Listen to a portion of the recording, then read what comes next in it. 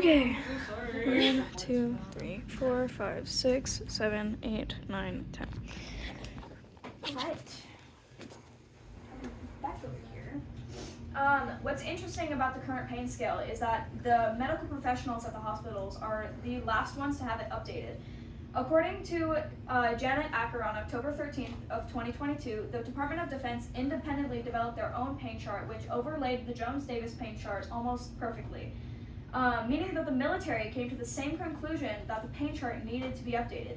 Most people have been to the doctor's office plenty times here, and if you haven't, you probably will at some point in your life, because disease and illness are inevitable.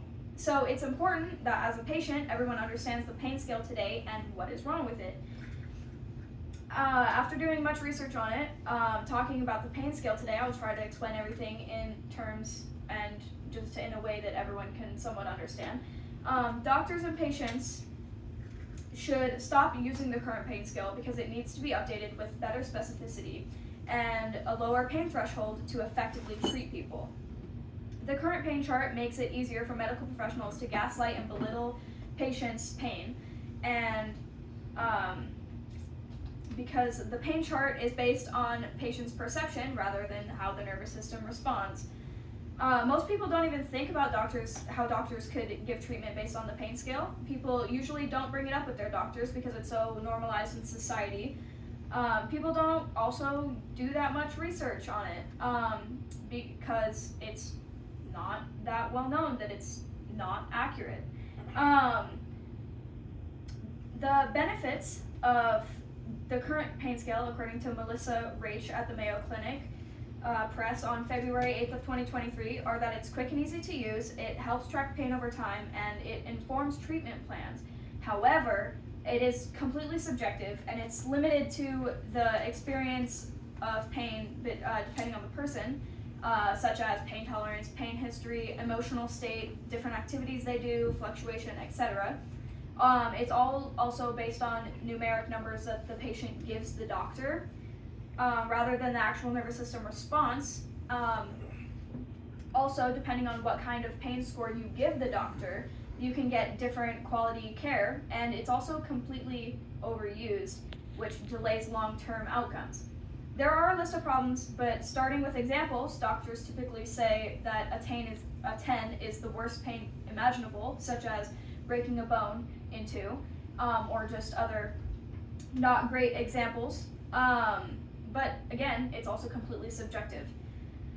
To combat this, some people ask, what's the point of the pain chart then, if it's not accurate? And typically how doctors respond is so that they can see if the injury needs to be treated right away or not, which is not typically how it's used. Because normally, especially with chronically ill people, medical professionals decide to take them seriously based on how they said it, or depending on what number they said. Typically in patients, as I said, especially if they're chronically ill and in constant pain, when they say that their pain is a 10, doctors very often dismiss them, say that they're overreacting. How do we solve this then? Firstly, getting people more aware of it is always the first way to solve any sort of problem. And you can also sign petitions that are also out there that try to get the pain scale updated or changed. Many medical professionals say there isn't a better pain scale, but there is, such as the Jones-Davis pain scale, which was first developed for NMT so they don't flare up the patient's sympathetic nervous system. It also has more precise descriptions of pain levels, as well as levels 6 through 10 are not at all based on the patient's perception of pain. It's based on the nervous system's response to the pain. And as well, numbers 7 through 10 requires the neuromuscular therapist to apply pressure to the area to see the nervous system response. So if you apply pressure, it's a 7 if the pain radiates to the surrounding area. Any pain above a 7 on this pain scale is activating the patient's fight or flight response. In fight or flight, the sympathetic nervous system is activated, and people, especially doctors, should be aware that if the sympathetic nervous system is activated, then the parasympathetic nervous system is not. And the parasympathetic nervous system is what handles healing in the body. So if the sympathetic nervous system is activated because of pain, the parasympathetic nervous system isn't able to fully heal the body. And according to Han and Sabagul on Healthline on April 23rd of 2020, prolonged activation of the sympathetic nervous system can cause inflammation, ischemia, deafferentation, the list goes on. So when the patient exhibits the physiological pain response of an 8, 9, or 10 on the pain scale, they're in a state where they cannot effectively and quickly heal themselves.